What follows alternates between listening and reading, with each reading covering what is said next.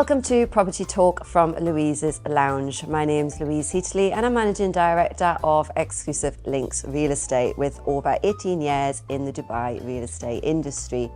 Through our podcast series, it's an opportunity for us to bring you some Dubai real estate insights, discuss some interesting topics, have some guest attendees, and it's also an opportunity for you to meet some of our team. We welcome on the couch today Silvia Eldawi, who is an esteemed professional in the real estate industry since 2002 and founder of Propology. No stranger to podcasts, Silvia hosts her own weekly podcast called Golden Nuggets with Silvia Eldawi. She actively contributes and supports real estate forums and publications, and she contributes and serves to a business columnist in the Arab News. Silvia is striving for better agents, better industry, and she's mentored over 750 property professionals in the UK, UAE and KSA. Her exceptional efforts have earned her over 50 recognition awards, and regardless of this, she oozes personality, passion and a whole lot of energy. Thank you, Silvia, for joining us today on Property Talk. It's my pleasure to be here. How is it feeling being the other way around? The typical host becomes the hostage. Yes. So, yeah. A Reverse hostage. roles. I've never actually looked at my guests as hostages, but you're not wrong. Right.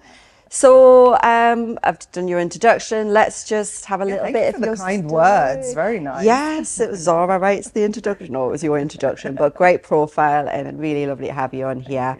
And we want to know more. I've seen your podcasts and obviously I know about your new company, Propology. So give us a bit of background, tell us about the story, the evolution, all about your business. Okay, so I've been in real estate since I was 22 years old, so 22 plus years. I think we might have given away your age because I did problem, say no that big back deal. in 2000. No, I don't look it, but yeah. So it's been my career. I started off as junior negotiator, as they call it back in the UK, and quickly progressed into senior negotiator, then assistant manager, and then manager. And I got promoted to director by 2007, and I stayed at director level the whole time. It's quite a fast track, that process. Yeah. And I kind of embodied a sense of, do you know what? Don't wait for a promotion to present itself to you. Start acting like a manager, start acting like a boss, and then you'll become it. So that's how I got promoted, and my career accelerated quite. I was probably one of the youngest agency directors in London at the time, so, and female as well, so that was an achievement. And we won lots of awards, everything, you know. I've stayed in companies for 10 years. And then I just started getting bored of London, and I came to Dubai. Well, I've got family in Dubai, so I'd come every couple of years, weddings, holidays, Grand Prix and stuff. And one time I came for a week, and then as I left, I got a bit emotional, and I was like, why am I getting emotional? Start getting attached a little bit. So I was like, right, this is a sign I need to move to Dubai. And my notice period was like 3 months, so I knew that I had to hand in my notice, and then it'll fall into place. You know, I'll figure it out. I'm sure it'll be okay. And that's what I did. Flew back. Next day, I just handed in my resignation. My managing director was like, "Are you mad? Like, what happened in Dubai? What happened in Dubai? Are you mad? You haven't got a job lined up, and you're just going." I'm like, "No, it's going to be okay. I'll work it out." And it did work out. And I've been here since 2017. In brokerage, and also co-founded now my second prop tech startup, which is Propology. And Propology, the evolution of that is, I mean, I'll be honest, since I've been here in 2017, you know, we've got quite high standards in the UK for real estate agents. I'm sure you're well aware. And I was just horrified when I came here at the standard of agents, and even the process of being a tenant, or, you know, being on the buy side. I was like, this is awful.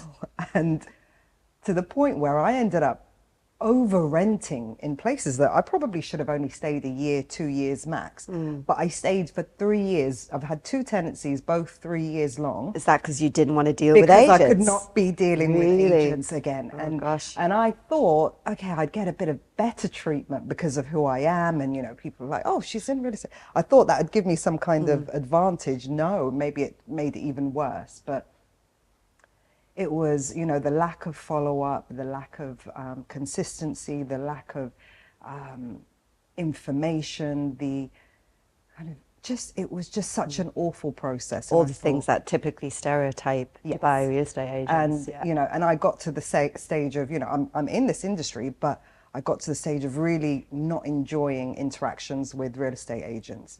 So instead of complaining about it, which is what I've done for the past God knows how long. You've got some really good agents, by the way. There are some superb agents, but they're probably in the luxury sector, which I can't afford yet, so I'm not dealing with them.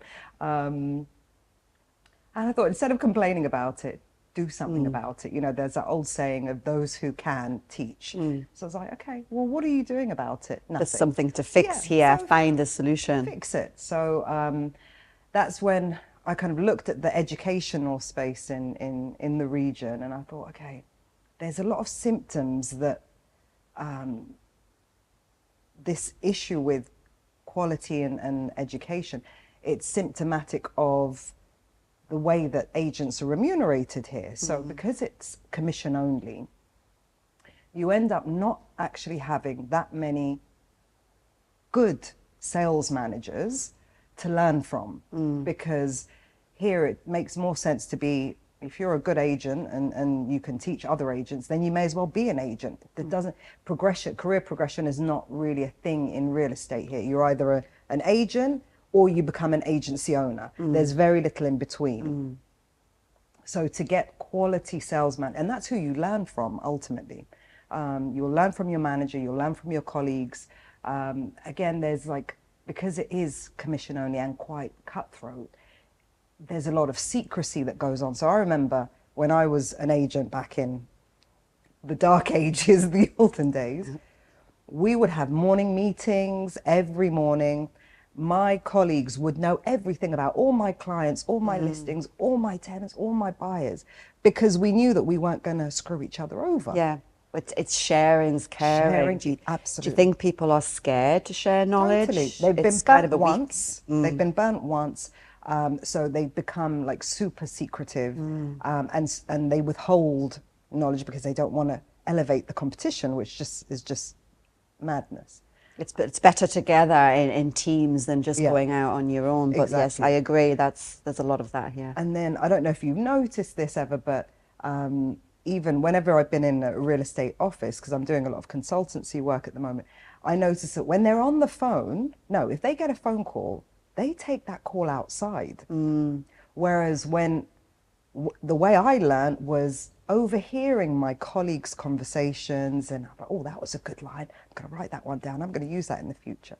But there's no kind of everyone's like, I don't want to be overheard, so I'm going to take this call in the corridor. They even do the booths, the phone booths, the quiet phone booths, and we were like not a lover of that. Exactly for what you're saying.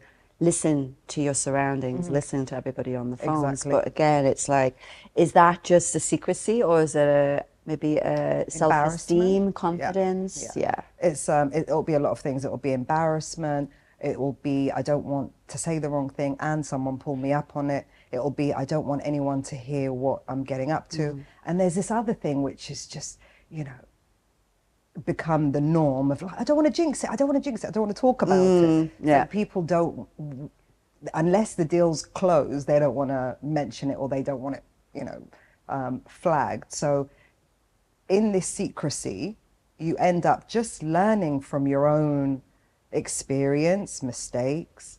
It takes a lot longer than if you had somebody, as you say, mentoring you, training. It's education. Absolutely. And there are so many more, like now compared to in the olden days, I'll keep talking about the olden days, but now you've got podcasts. Don't talk about the olden days, because that takes me back really to the olden days. Well, then you remember how it used to be. We what did we have? We just had a couple of books. Yeah. There were no For TV RERA, shows. no That's it. portals, no Nothing. YouTube on No. real estate. It was just wing it. You literally just had to learn from your experience, from your mistakes, and from your colleagues and your manager. That's it. Now you've got podcasts, a lot of real estate related podcasts. Unfortunately, not so many in the region, so people are forced to listen to or seek out international Which isn't shows, quite a which full might- comparison. exactly. What does Propology, so obviously you've seen the gap in the market and we're talking about training and education. What type of services do you bring? There's a problem in the market. Yeah. What does Propology bring to that? Good question. So the number one product is the online course and the online platform. So it's going to be a monthly subscription rather than a pay 2,000 to 8,000 dirhams for a one-time course. Ultimately, the person that needs this course probably doesn't have 2,000 to 8,000 dirhams lying around. Is it people quite new in the industry or people that Exactly. need a bit of a refresher, motivation? And there's so many different aspects that, if you sign up for a course, it's like, well, I want to learn parts of that, but not all of it. So I want to focus on this section, but not that section. So I'm just going to put everything out there, from communication to mindset to negotiation skills to networking skills. So everything that's it's not Dubai only focused. So my target markets are UK, UAE, and Saudi Arabia, because that real estate market is coming up. And so I'm not going to zone in on RERA and focus on Dubai nuances. I'm just going to talk about the role of a real estate It's fundamental skills that really people need in this such competitive market. And it's more than just selling. There's, the styles of communication. There's the way that you handle objections, and even down to doing a viewing. So a viewing or a showing of a property. So when I was a manager, if I had a new agent, one of the first things I would do is take them to an empty property and show them how to do a property, because you have no idea how it's. You hope they've watched some TV shows and things, and you're like, go out and show it without, you're letting them out into the market without having actually watched them how they do it. I guarantee you, if you were to go on a viewing with every single agent, you'd probably be horrified at some of the habits that they formed. But yeah, I've dealt with your guys, and they're one of the top ones. Thank you. They're the good ones. They're the ones that they can always still keep improving. Don't get them too settled. So even down to doing a viewing. So, there is so much more available now. Like at the time, we didn't have $1 million listing or selling sunset to learn from. You can learn from podcasts now. There's online courses, and there is, of course, regulatory courses, and there's so much to keep. A lot better now than it was back in the early days in 2002. And as you say, you're striving, as is the government striving, to really heighten. And as we are, as owners and managing directors, CEOs of businesses, we're always striving to keep pulling that up.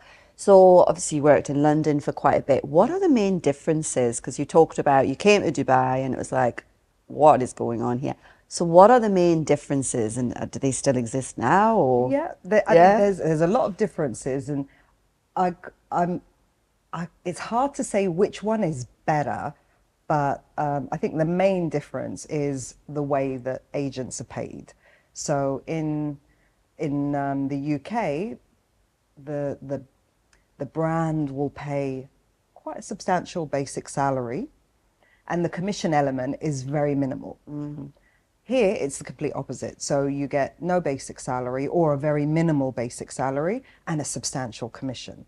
And that then leads on to a lot of different types of behaviors that have pros and cons. So in the UK, I think the agents there are much more brand focused. They're representing the brand, and, compliance is a big thing because they don't want to get in trouble with their brand. Are they employee brand ambassadors as opposed to feeling like they're a little bit on their own to do what they want to do? Yeah, exactly. And here, you know, well, I suppose in the UK as well, the compliance, you've got, you know, property misdescriptions even. It's an act.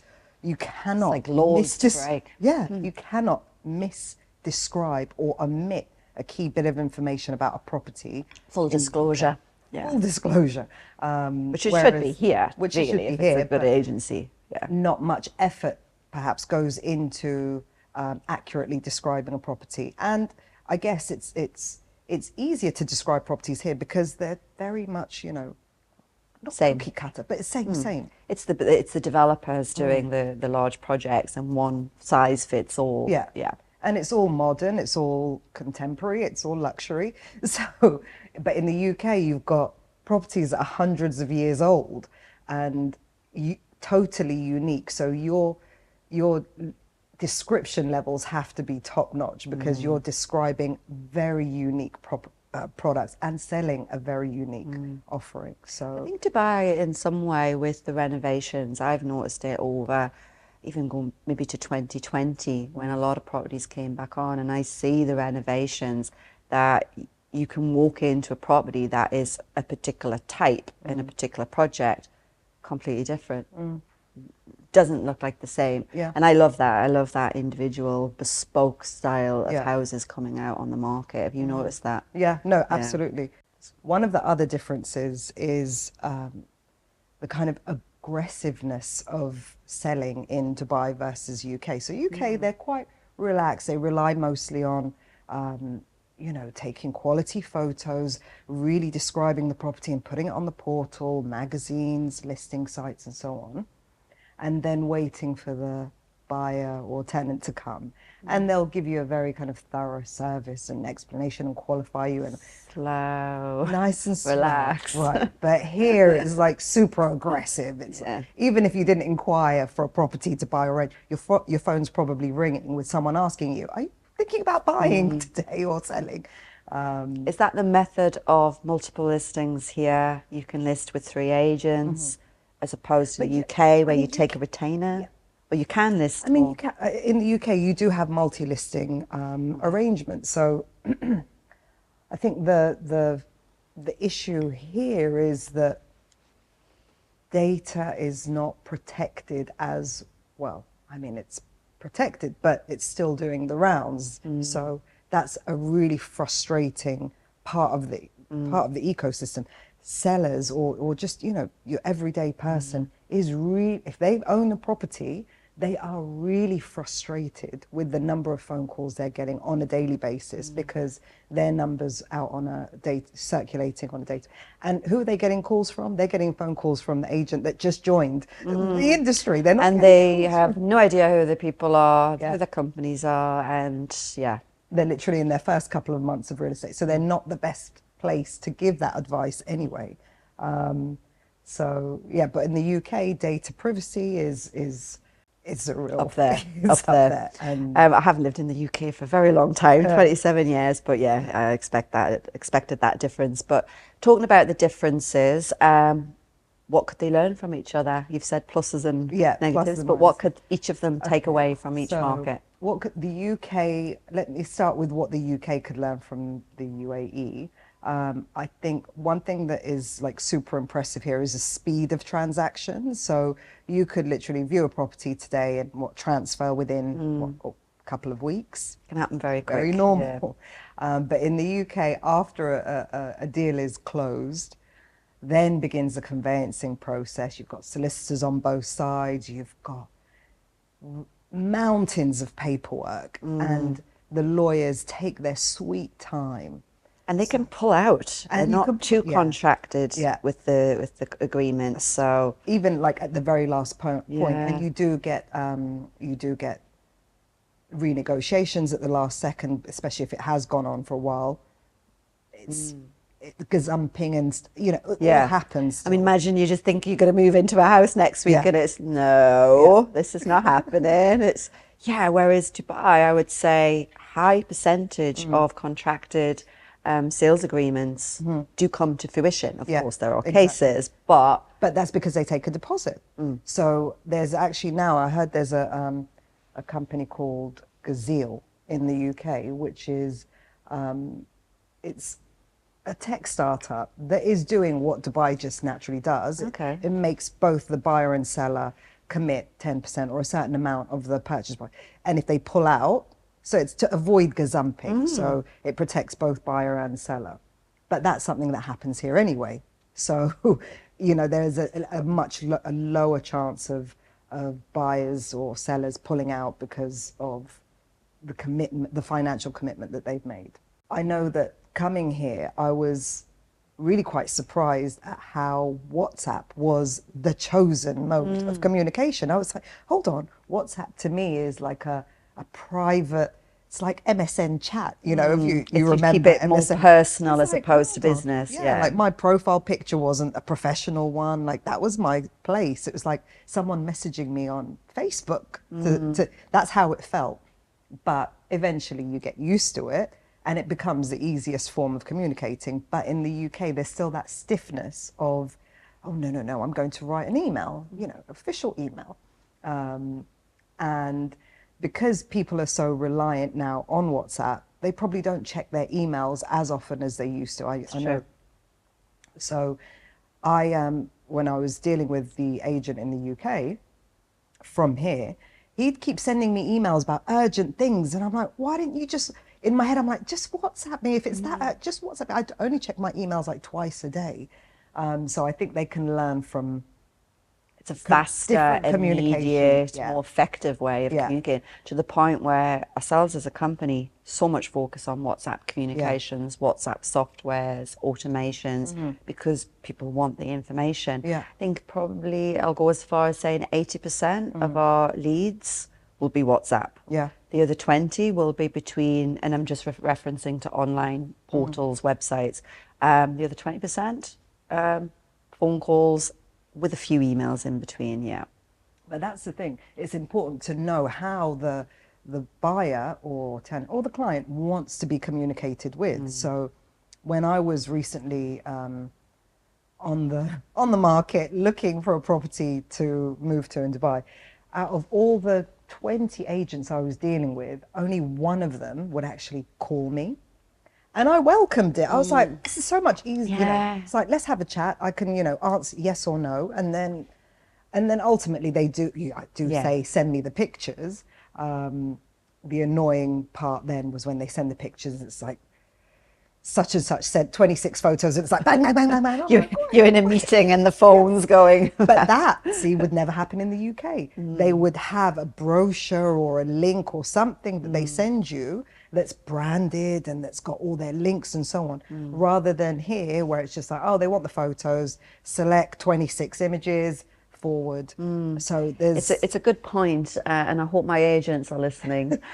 We do have a built-in brochure system in the CRM. I'm well aware because I was dealing with one of yours, and I was like, hold on, did they send it to you? I got a brochure. Brilliant. Okay. And it does obviously limit up to maybe 7 images because of the size of the file, but it's there. It's a couple of clicks and it takes all the information. So yes, I'm glad to hear that. And then it optimizes your SEO and whatever, you get clicks on your website, you know, so it's all interlinked with but just forwarding. So that's that.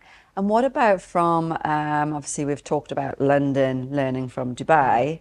What can the Dubai side really learn from London? So I would say regulatory framework is, you know, I mean, of course, London's market has been operating for centuries. So, and Dubai really only I think RERA was formed in 2002 or something? RERA 2007. Okay. Yeah, so it's still in its infancy, if you can say, So there is a lot of grey areas which you just don't have grey areas in the UK. It's like black and white.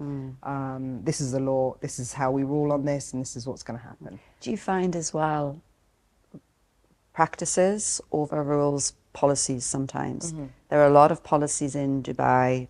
One, for example, it's the landlord's responsibility to register the Ajari. But what is the practice in Dubai? The tenant registers the Ajari. So there's a lot of maybe that a little bit where the laws are set, but the industry takes it another way. And you know, there's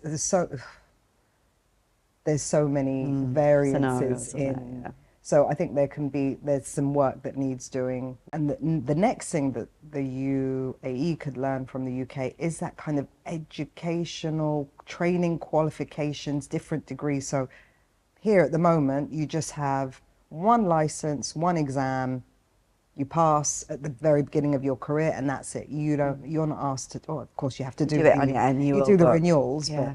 but there's no kind of no official courses. There's no other official courses. Yeah. There's no other, okay, well, you know, like your McDonald's badges, you've got 1, 2, 3, 4, 4. I don't know if they still do that actually, but it's like a way to represent. Going to McDonald's. No, me neither. I haven't had McDonald's for maybe 8 years, but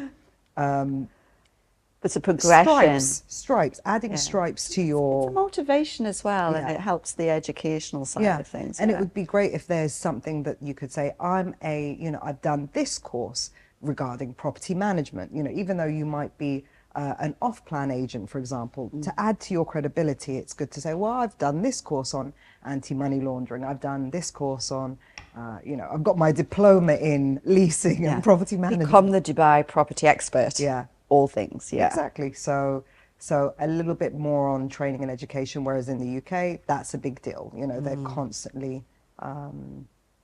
encouraging different continuous steps. development. So obviously a lot of competition in Dubai, and what do the agents need to do to stand out?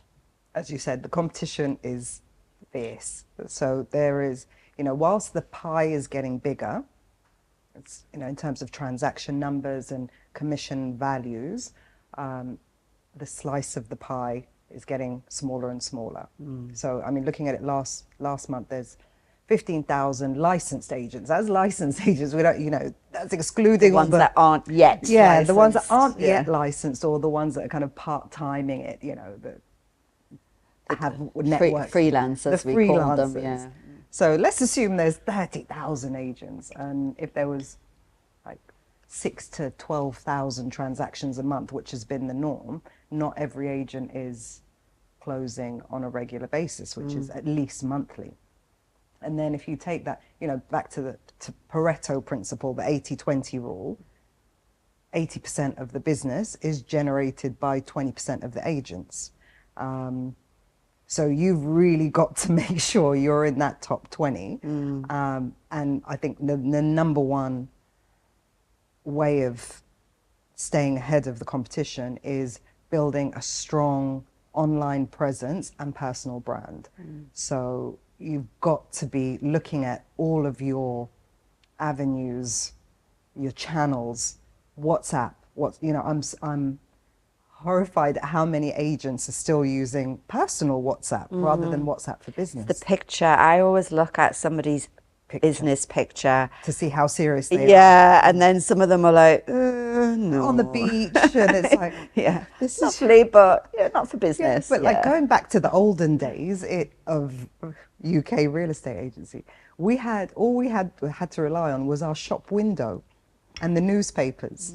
So, you know, we'd wait for the phone to ring because someone saw a listing in the local newspaper or magazine, or they'd walk past the office and look in the window display. So WhatsApp for Business is kind of like your window display. You've got the catalog option, you've got all your contact details that you can put in, your Instagram handles, your LinkedIn links, and, you know, so it's like, why are you still using a personal WhatsApp? That's one. Then you've got LinkedIn.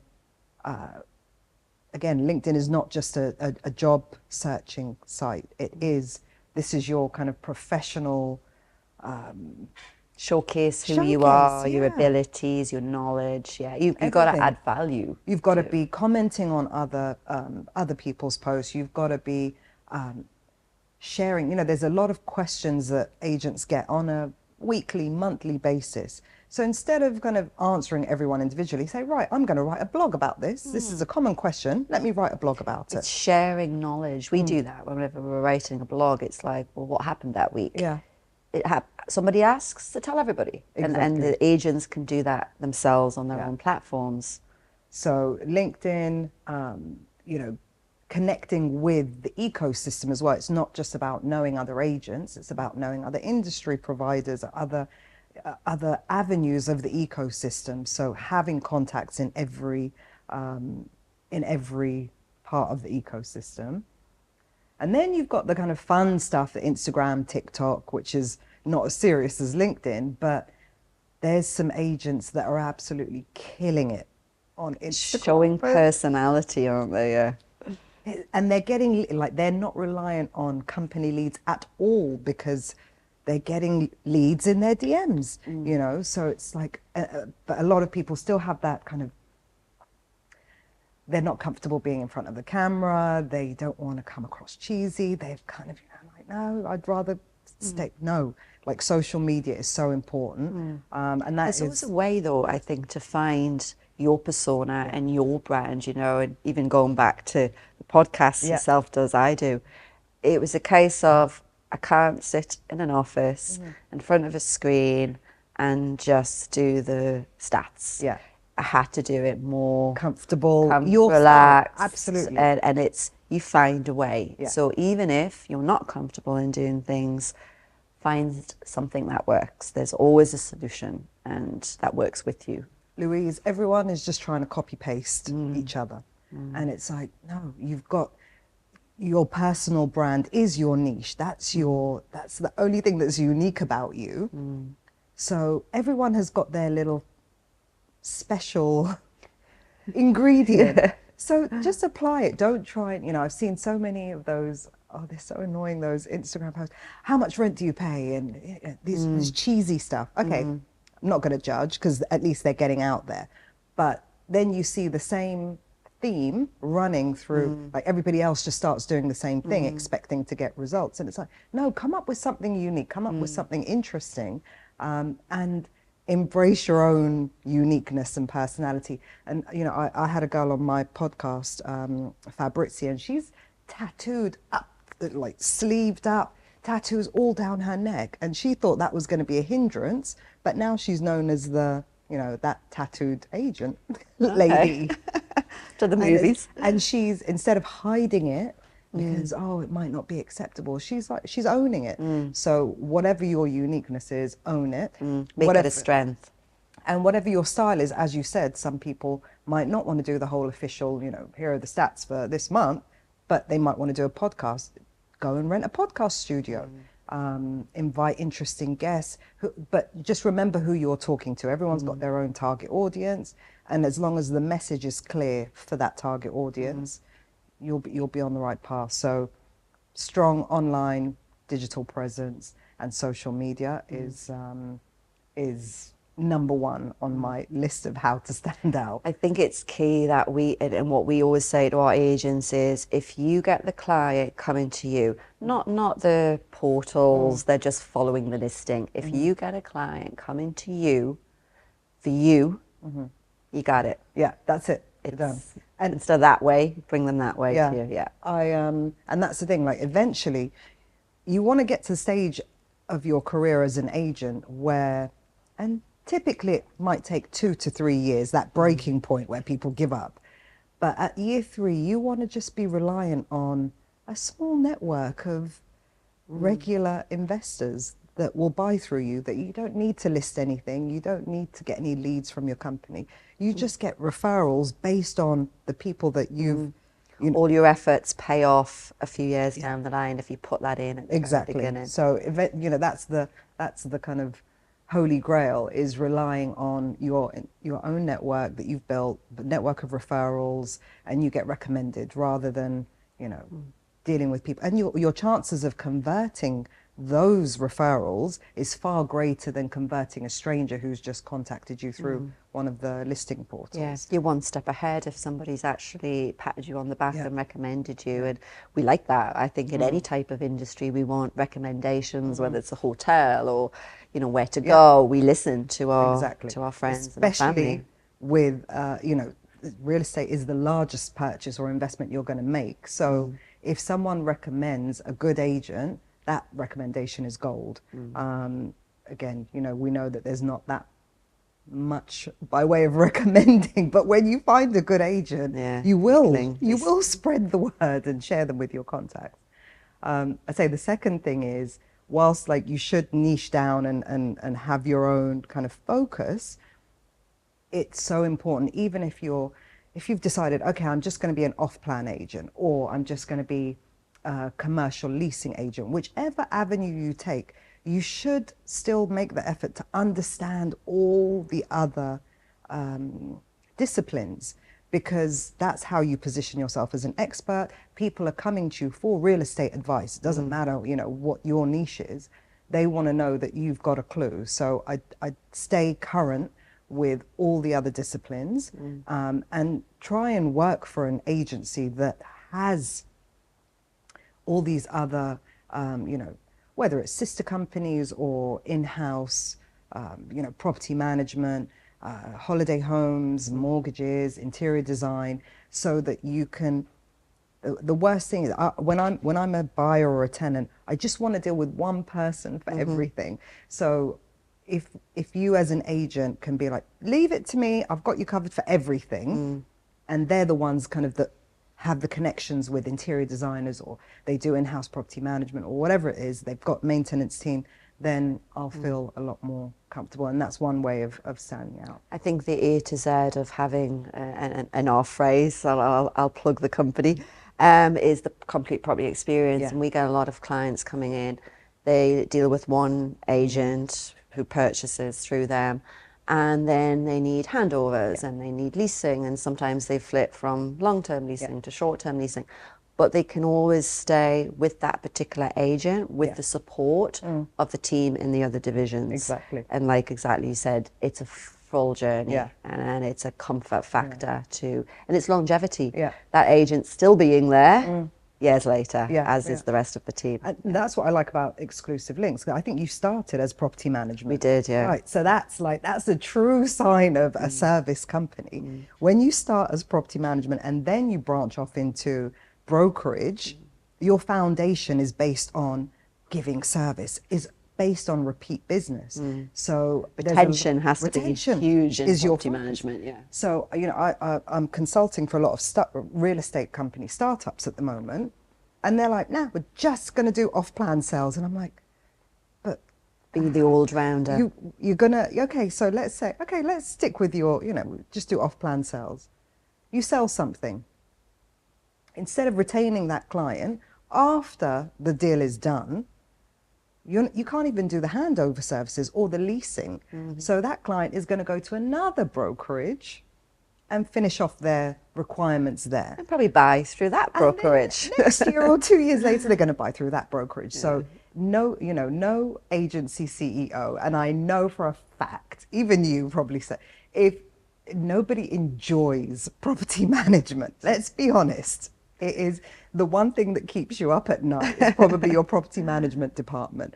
And holiday homes is even worse, like in terms of stress levels, and you know, the most incredible stories come out of the holiday homes departments.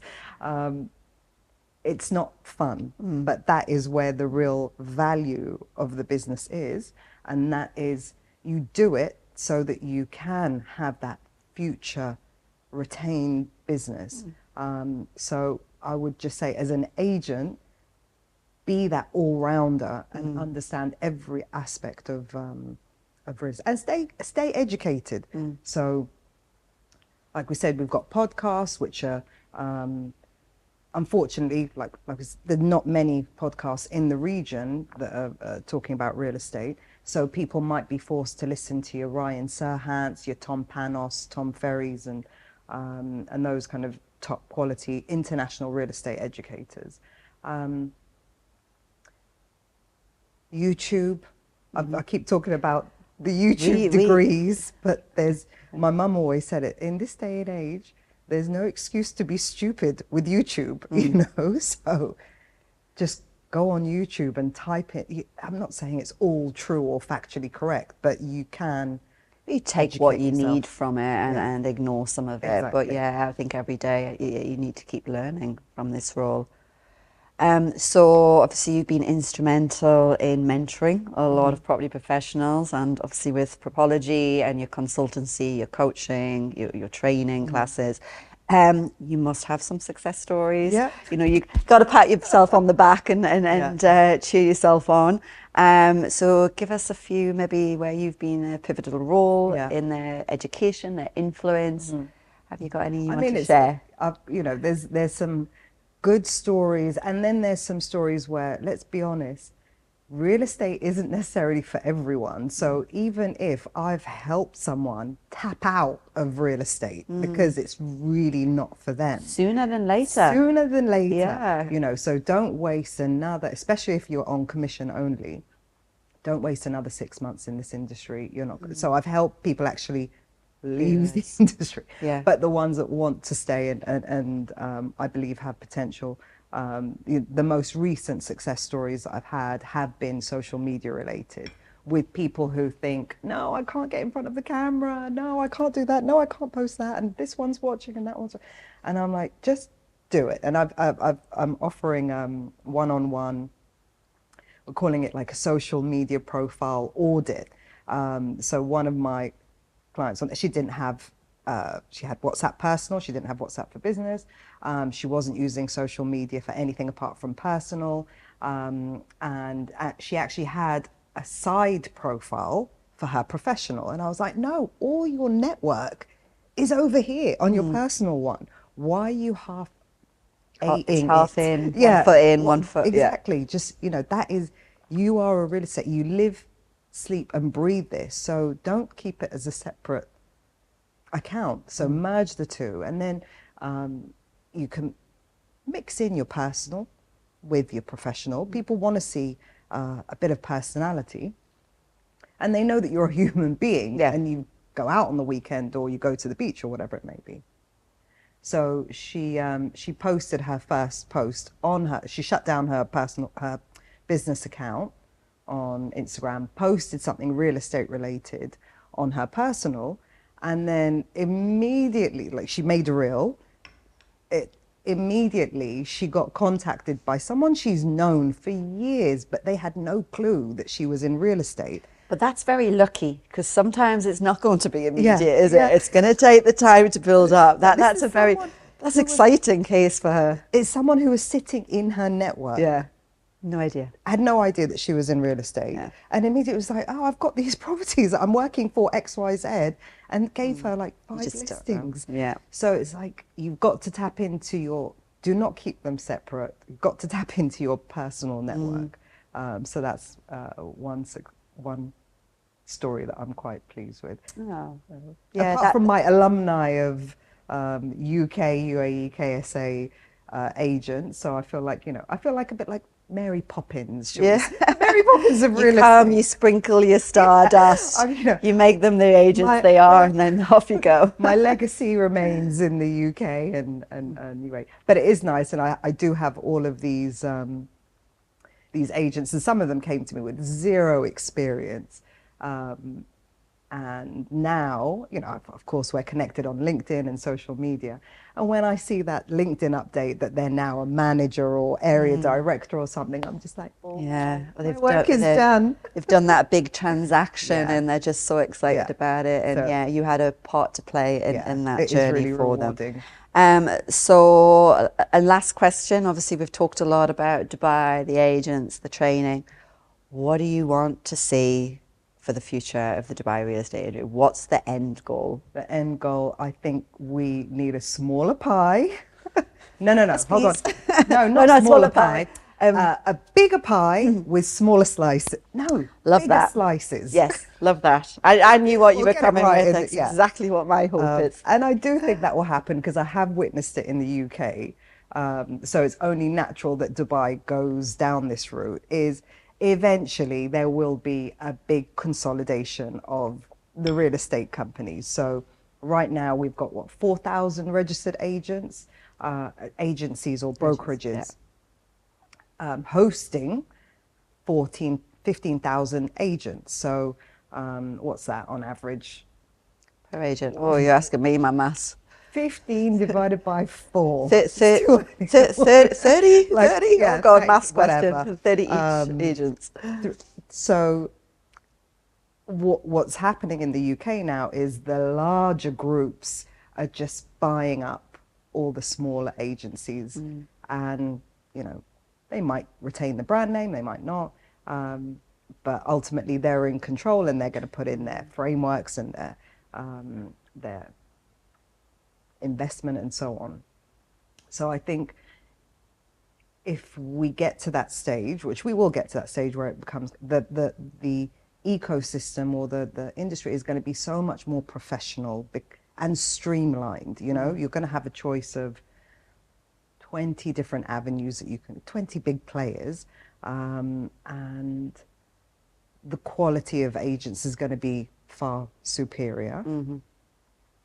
I think as well, the level of services that you're going to get will all be covered within that umbrella or that brand. So yeah, I think it's not feasible for 4,000 agencies to stand the test of time. No. So, and my advice to them would be, look at your repeat revenue, your recurring revenue streams, because the companies in the UK, now we know how they value them is based on a multiple of last year's revenue, the recurring revenue from property management, holiday homes, and ancillary services, and if they've got any top hitters like agents with them. So your company's value is based on these three things. So if we work on getting your agents top quality, retained, loyal, and educated with a strong online brand and presence, tick. If you've got an all-round service provision, it's a monthly management, asset with their property management vacation homes, yeah. And that's and you'll stand the test of time. Well, so. hopefully that includes us. Yeah. The exclusive links. Yeah. And then I think on the educational side, I would like to see, you know, that again, there's not that many real estate trainers in the region that are purely dedicated to real estate training. So you've got companies that are investing in in-house trainers, which is superb.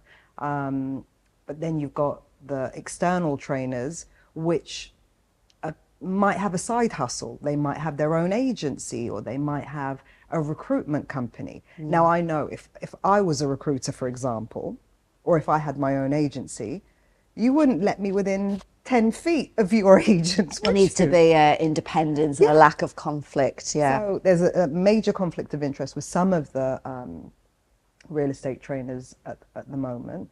So I'm, you know, staying laser focused on educating, and it's continuous. So on the platform, it's not just going to be a one course. I'm going to keep dropping courses on different topics, on different technologies, on different styles. And you can pick and choose what you want. You might need a refresher on something. The key thing is it's not like hours and hours. It's all bite-sized classes. Like some classes are going to be 2 minutes, some are going to be 20 minutes. But you can just swim around, and you know, if you're it's quite bespoke, isn't it? Depending on the individual. They call it like self-learning. You know, you want to learn at your own pace. You want to learn the particular topic that you need to cover. Like, let's say you've got a really important viewing tomorrow, and you just want to brush up on, hold on, let me just make sure I absolutely nail this. Let me go and watch the class on that. And then it's not just, it's different formats. So it's online learning, but then you've also got the podcast where I'm bringing other guests, you know, call it Golden Nuggets with Silvia Eldawi. It's Golden Nuggets with me and the guests. So it's our treasure trove of gems that we can share. And again, take what you want and leave the rest. Then there's other people that prefer learning in a group environment. Some people want one-on-one. So I'm busy. I'm busy kind of dealing with the group workshops, the one-on-one coaching, the consultancy, and the online courses and the podcasts. Yeah. So. No, I think it's great you're busy. I think it's underestimated the level of training, and we see some agents come through our company and on board, maybe from previous companies, and the lack of training and potentially all-round knowledge, you know, is surprising when they're already, and you have a market for new coming and giving them the best start, giving them the best chance they can have. But I think you could also tap into those that have maybe been 1-2 years and just haven't had that support. Yeah. But education's two-way. They got to go out and get it. Yes, You're there to deliver. You Yeah. got to come out and get it. Yeah. But then also, I mean, I was originally thinking, right, I'm going to talk directly to the agents. But then when, you know, of course, I know a lot of agency leaders, and they were like, well, go B2B. You know, so when it's ready, I'll sign up my 20 agents. And I was like, oh, okay, I didn't think about that. So now it's a case where, okay, I am talking to agency leaders who want something for, whether it be in an induction program, or it just be a refresher, or some of them, and I know they're just playing some of my podcasts in training sessions, like, here, sit down, listen to this episode about XYZ. So yeah, just spread knowledge. Spread the love. Yeah. Sharing's caring. But thank you, Silvia, and we'll certainly have you back. Thank you for last week when you were in our offices, and I'm sure we will have you back again. And good luck with it. It's very exciting, and well done. Thank you so much. Thank you. Thank you for tuning in to Property Talk from Louise's Lounge. We hope you've enjoyed today's chat. And as always, if you have any questions, any feedback, or topics you'd like us to discuss in the future, please do get in touch. Thanks again, and tune in soon.